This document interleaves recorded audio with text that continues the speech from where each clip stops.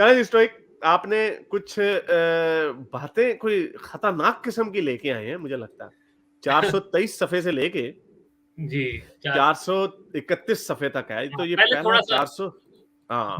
पहले थोड़ा-सा इंट्रोडक्शन भी दे दें। देखिए हारिस, हम अक्सर मैं और आप ये बात कर चुके हैं कि वैसे तो इस्लाम की हक्कानियत पे डाउट पैदा करने के लिए, उसको झूठा साबित करने के लिए वैसे तो कुरान ही काफ़ी है, कुरान और हदीस ही काफ़ी है। इसीलिए हम ये ज़्यादा फ़िक़्ह की किताबों में ज़्यादा इसलिए नहीं पढ़ते क्योंकि एक चीज़ जो जो जिसको सब मानते हैं, अगर उसी वो ही काफ़ी हो, तो हमें नीचे जाने की ज़रूरत नहीं है। लेकिन इनकी फ़िक़्ह की किताबों में ऐसी-ऐसी ऐसे-ऐसे चुटकुले लिखे हुए हैं कि उसको हम एज़ अ कॉम्प्लीमेंट्री आइटम जो है उसको हम डिस्कस कर सकते हैं और कर लेते हैं कभी-कभार। तो ये किताब मैं कुछ इक्तसाबात लेके आया हूँ। ये किताब है जो हनफियों के नज़दीक, जो कि आप समझ लें पाकिस्तान, इंडिया, ये देवबंदी, बरेलवी दोनों के लिए हनफी मज़हब पे है दोनों। और हनफियों की एक अच्छा। बहुत बड़ी डैडी किताब है दुर्र अल मुख्तार, ठीक है? ये इनकी फ़िक़्ह की किताब है। अब इसके अंदर कुछ मसाइल हैं और कुछ चीज़ें लिखी हुई हैं जो कि मेरे ख़्याल से शायद मुझे लगता है कि शायद हम महज़ूज़ होंगे ये चीज़ें पढ़ के। तो ये आप महज़ूज़ होंगे या शर्म आएगी हमें? ये है कश्फुल असरार दारुल द हाँ, दा एक दुर्र ये मुख्तार। दुर्र मुख्तार बेसिकली कश्फुल इसरार, इसका उर्दू में जो ट्रांसलेशन की गई है उसको उसको कश्फुल इसरार कहा गया, लेकिन है ये एक्चुअली दुर्र मुख्तार ही। तो इसके अंदर मैंने कुछ सेक्शंस जो हाइलाइट किए हैं ना वो हम देखते हैं। अब ये हारिस एक मिनट पहले 423 पे जाएँ, ताकि वो टॉपिक क्या डिस्कस होना है वो बता दें। हाँ, अब ये टॉपिक है मुस्तहिक़ इमामत। ये बात अब ये हो रही है कि कौन शख्स जो है वो इमामत नमाज़ के अंदर, ये किताबुस सलात है तो इसके अंदर नमाज़ के इमामत के मसले मसाइल हैं। तो इसका ये जो बिगर टॉपिक है वो ये है कि कौन शख्स जो है वो सबसे ज़्यादा मुस्तहिक़ है इमाम बनने का, नमाज़ के अंदर इमामत कराने का। तो उसके अंदर जो शुरू का, टू बी फेयर, शुरू के सारे सेक्शंस वही हैं कि जनाब जो दीन में ज़्यादा हो, जो ये हो, वो हो।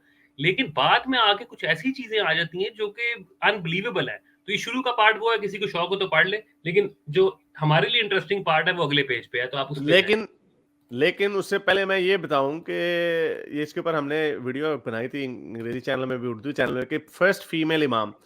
तो ये इमामत का मुस्तहिक तो इसलिए नहीं कहते कि औरत इमामत की मुस्तहिक इसलिए नहीं है। ये आपको थंबनेल नज़र आ रहा है मेरा सही तरीके हाँ, से? ये भी आएगी चीज़ें, इस तरह की भी आएँगी। अच्छा, ये हाँ, हाँ। लॉजिक है वाक़ई?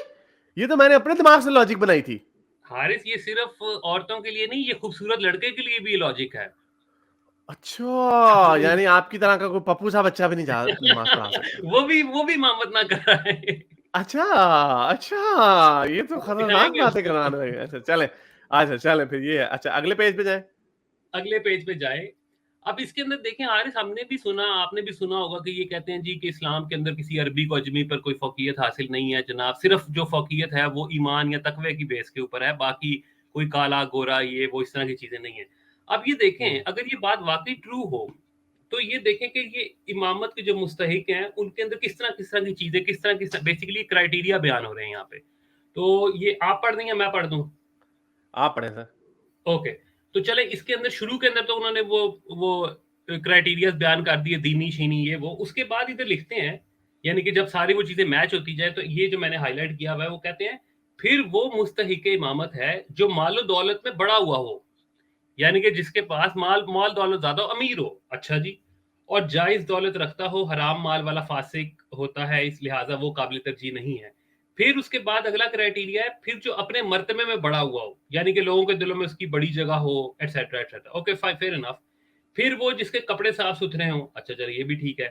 नहीं, इसलिए कि एक सेकंड। नहीं, एक सेकंड। वो कपड़े साफ-सुथरे हों, कपड़े साफ-सुथरे की भी तो डेफिनिशन और नहीं है कि जो बकरे की जो कि क्या कहते हैं, बकरे का डरबा मुर्गी के डरबे में जो नमाज़ पढ़ाता हो, उसके कपड़ों पे अगर बकरे के मेंगने लग गए हैं, तो वो नापाक के ज़ुमरे में नहीं आते। तो वो फिर नापाक के ज़ुमरे में नहीं आएगा। वो भी पढ़ा सकते हैं। हाँ, लेकिन यहाँ पे कंपैरेटिव बेसिस की बात हो रही है ना कि 2 लोग हैं, अगर एक के कपड़े साफ हैं, दूसरे के कपड़े साफ नहीं है, तो फिर तरजीह उसको दी जाएगी जिसके कपड़े साफ हों। अच्छा यानी ओके, ओके। ले यानी एक के ऊपर अगर खून लगा हुआ है क्योंकि खून नजीस है, लेकिन बकरे के मेंगने लगे हुए हैं, तो बकरे के मेंगने वाला नमाज़ पढ़ा सकता है। अब पता नहीं, अब ये फकी है बेसिकली आपकी। लेकिन नहीं लेकिन ये हदीस है, सही हदीस है ये। हाँ, हाँ, बिल्कुल। अच्छा, हाँ, अब आगे बड़ा मज़े का पार्ट आने वाला है। आगे पार्ट ये आ रहा है, फिर वो जिसका सर बड़ा हो, दूसरे ओहो आजाद छोटे हों, सर बड़ा हो हैं और दूसरे आजाद छोटे हों। अच्छा क्या उसकी मतलब? यानी कि सर जो है, जिसका सर बड़ा, उसकी आगे एक्सप्लेनेशन भी दी है कि क्यों ये वजह है। अच्छा वो कहा है अच्छा क्योंकि सर का बड़ा होना और दीगर अज़ा का छोटा होना इसको ज़ाहिर करता है कि अक्ल व फ़हम में ज़्यादा है। यानी कि इन्होंने रीज़निंग ये दी है। यानी बड़े सिर वाले, यानी कि ये देखें ना, ये इनकी बुनियादी कितने मसाइल है कि जी जिसका सर साइंस बड़ा चेक हो। करें इनके। हाँ, इनकी साइंस है, बेसिकली ये इनकी न्यूरो साइंस है। ये यानी यानी कोई डॉक्टर साहब हो तो मेरे को बता सकता है यानी हमने तो सुना था जिसका सर बड़ा हो सरदारा ने ढिड वड्डे थानेदारा ने पैर वड्डे गवारा ने, वो तो वो मामला था, तो सिर वड्डे सरदार यानी सरदारों को यहाँ पे फोकियत दी जाएगी। बिल्कुल, बिल्कुल। तो ये बात देखें ना, ये किस तरह की। अच्छा, फिर बड़ा एक कंट्रोवर्शियल और बड़ा खतरनाक पहलू आने वाला है। वो ये लिखा है, फिर इमामत में फिर इमामत में मुकीम को मुसाफिर पर तरजीह हासिल है। फिर जो असलन आज़ाद है उसको उस पर तरजीह हासिल है जो गुलाम से आज़ाद हुआ हो। यानी कि अच्छा ये भी डिफरेंशिएशन देखें कि जो उसको फ़ौक़ियत दी जाएगी जो कि पैदा ही आज़ाद हुआ हो बनिस्बत उसके जो कि गुलाम से आज़ाद हुआ हो, यानी कि वो तो भी बराबर नहीं है। ये तो कहते हैं ओ हाँ, जी ओ जी, अब यहाँ तक भी डिस्क्रिमिनेशन चल रही है।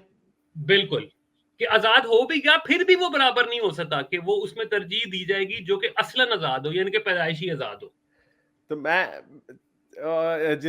जिसने जनाबत के लिए तयम्मुम किया है उसके लिए जनाबत बढ़ी हुई है, लेकिन चले अधिकतर मैं फिर आपसे सवाल जी, जी। लेकिन मैं आपसे सवाल पूछता हूँ कि फिर क्योंकि हमारे जो एक ही मुफ्ती साहब हैं जो हमसे एंगेज करते हैं, खैर एंगेज डायरेक्टली तो नहीं करते लेकिन उन्होंने रद्दुल इल्हाद के लिए एक शुरू किया हुआ है, तो वो हनफी हैं। तो अगर उनके सामने हम ये रखेंगे मिसाल, क्योंकि आम लोगों को तो वो ये बातें कर देते हैं कि नहीं जी इस्लाम में सब बराबर हैं, वो पहनो जो पहनाया है, जो खाओ जो खिलाया है, तो उनके सामने अगर ये रख देंगे मसला, तो इसका वो जवाब कैसे देंगे? ये फरोही मसाइल है। नहीं, ये इनकी फ़िक़्ह के मसाइल हैं, इससे फिर नहीं सकते। अगर वो उसको अपने मज़हब से हटना पड़ेगा। अगर कोई भी हनफ़ी मौलवी अगर इनका रद्द करता है, तो फिर या तो वो ये दुर्रुल मुख्तार का रद्द करेगा और फिर दलील देनी पड़ेगी जो है कुरान और सुन्नत से। तो अगर तो उसमें इतने किसी भी मुफ्ती में अगर वो इनको रद्द करता है, तो फिर उसको आना पड़ेगा कि भाई ये दुर्रुल मुख्तार जो है ये फ़ज़ूल किताब है, ये हनफ़ी ऐसे ही पागल हैं जो मानते हैं।